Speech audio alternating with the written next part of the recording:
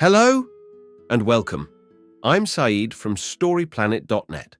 Dive right into the essence of the most captivating books without reading them cover to cover.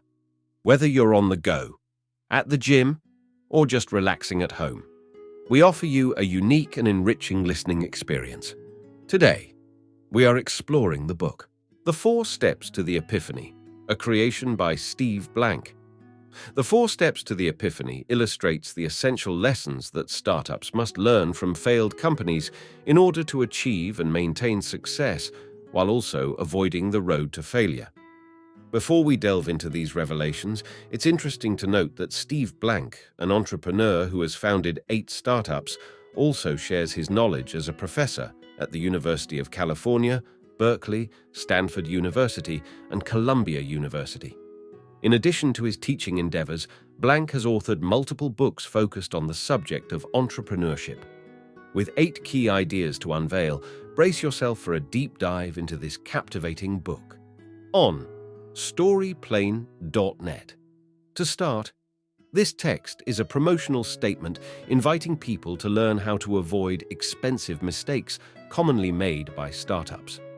Startups can be chaotic with numerous projects and tasks. These summarizer act as a compass to prioritize and avoid mistakes. They provide insights on identifying ideal customers, understanding the market, and the importance of launching products early rather than seeking perfection. Key idea number 1. Startups have to actively search for customers and validate their vision, unlike larger companies. Many business people make the mistake of thinking that startups are just smaller versions of big companies. But this is not the case. Startups cannot introduce new products to the market like established companies because they do not understand their market environment yet. Startups need to first build a customer base and then create a suitable product. For example, Webvan failed because they focused on product development instead of researching their customers' needs. Additionally, startup founders have no guarantee that their business idea will succeed and must prove its viability.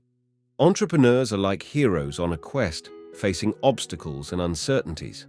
They must learn as they go and discover the best potential customers and how to conduct business. Key idea number 2. Startups should have a written mission statement and core values to stay on track. Startups should define their core values and mission statement early on to guide their decisions and stay on track. Core values should be authentic and guide decision-making, while the mission statement helps outline the company's goals and objectives. The mission statement is especially important during the early stages of a startup when facing challenges. The mission statement can change over time as the company evolves. Defining these key parts helps the startup stay focused and increases their chances of success. Key idea number 3. Startups should select their strategy according to the type of market they are operating in. The right strategy for a startup depends on whether it faces an existing or new market. Existing markets have established competitors, requiring the startup to outperform them. New markets have no competitors yet but require finding users. Startups can also resegment an existing market by offering a cheaper or niche product. Transmeta failed to challenge Intel in an existing market, while Photos2 struggled to find customers in a new market. In-N-Out Burger succeeded by offering higher quality hamburgers in a competitive fast food market. Key idea number 4. Startups should acknowledge and learn from mistakes. Market conditions can be dynamic and unpredictable. Response time is crucial for startups to adapt and succeed. Every startup will make mistakes, but they can be minimized by collecting feedback early and continuously. The goal is to determine if there's market demand for the product and make necessary changes to meet customer needs. Startups should be fast and responsive, avoiding rigid hierarchies. Every team member should have the authority to make urgent decisions. Even with these strategies, startups may still fail. Key idea number 5. The customer development process is crucial for startup success, while relying solely on product development can be disastrous. Startups should not follow the same product development process as big companies, as it often leads to failure. Instead, startups need to synchronize their product development with the customer development process. Furniture.com, for example, focused on building a website and brand before researching market demand, which ultimately led to failure. Startups should focus on building their customer base and ensuring their products meet customer needs. The approach to customer development will vary based on the market type and customer feedback.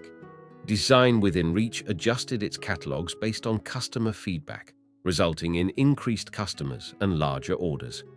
Key idea number 6. It is recommended for startups to prioritize developing a product for early adopters rather than the broader market. Startups should target early adopters who have a pressing problem and are willing to pay for a solution, even if it's not perfect. By selling to these customers, startups can gather feedback and improve their product. Many startups make the mistake of building a perfectly engineered product for the mainstream market without seeking early adopters.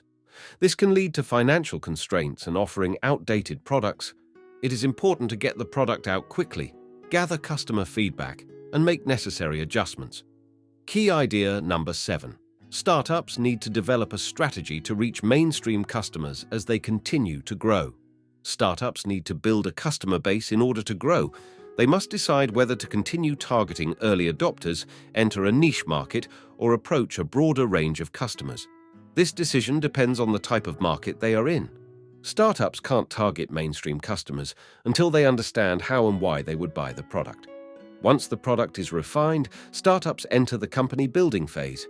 To target mainstream customers, startups can use early adopters as cheerleaders, or use positioning to define and describe the product.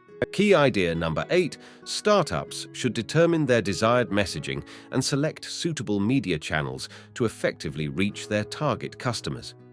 In today's advertising-saturated world, startups need to carefully craft and convey their messages to shape consumer perception. The name and advertising strategy of a product can strongly impact how it is received. It is important to consider both unpaid messengers, like early adopters and thought leaders, as well as paid media, like advertisements. To effectively reach target customers, startups should understand which media sources they use and prioritize those for advertising. Cheaper advertising options may not be effective if they are not reaching the desired audience. In conclusion, the key message is that startups are different from big companies and need to focus on understanding their market and developing a flexible strategy. The actionable advice is to define the core values and mission statement of the company, which will serve as a guide in uncertain situations. Core values should reflect morals and differentiation, while the mission statement should clarify goals and motivations for employees. Thank you for listening to this summary. If you enjoyed this exploration, we invite you to discover other fascinating books on storyplanet.net. Don't wait any longer. A multitude of books, stories, and knowledge await you there. See you soon on storyplanet.net.